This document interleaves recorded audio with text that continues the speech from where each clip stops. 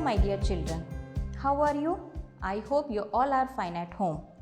Today we are going with lesson of social science. The name of this lesson is lesson 8, the temperate grasslands.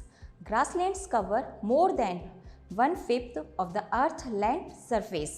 Let me tell you more about grasslands through these beautiful slides. The temperate grasslands. Most of the grasslands are located in the temperate zone, that is between latitude 23½ degree and 66½ degree latitude in both the hemisphere. The temperate grasslands are known by different names and different continents. Downs in Australia, steppes in Eurasia, velds in Africa, pampas in South America, and prairies in North America. Let us study about prairies in North America. This is the picture of prairies. The prairies are treeless grasslands in North America. Prairie is a French word meaning meadows or grasslands. Come to the next point, location and extent. They lie almost in middle of North America away from sea. It is situated wholly in northern hemisphere. It stretches from Canada in the north up to Mexico in the south. They are almost midway between the equator and the North Pole. Come to the next point, physical features and climatic conditions.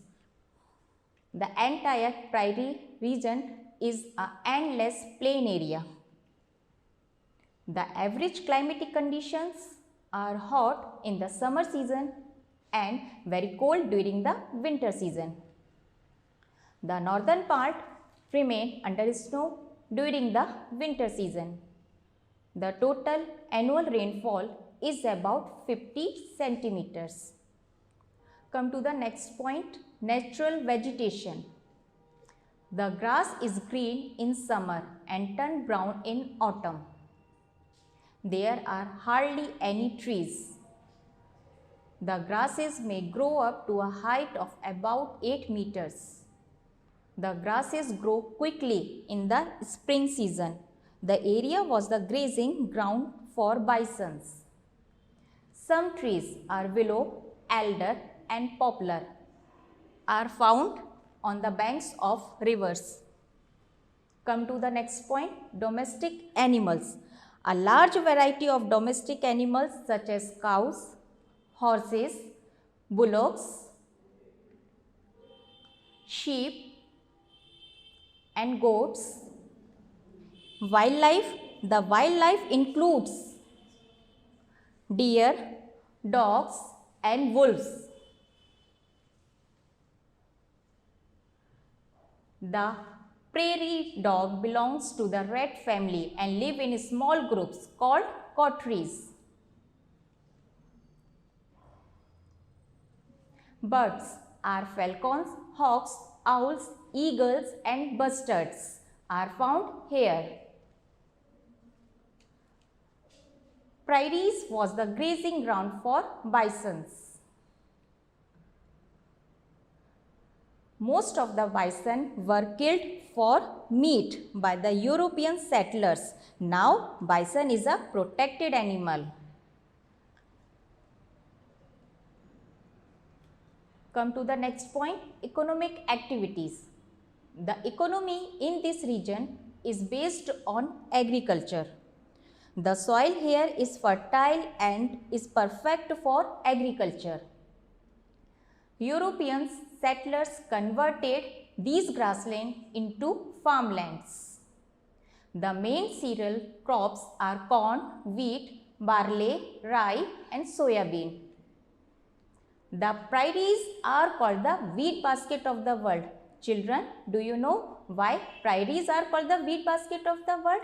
Because wheat is produced in large quantities in this region. Life of people. Towards the west, the prairies are hilly and the soil is not so fertile. These areas are mainly used to rear cattle in large farms called ranches, a large area where cattle are kept and bred.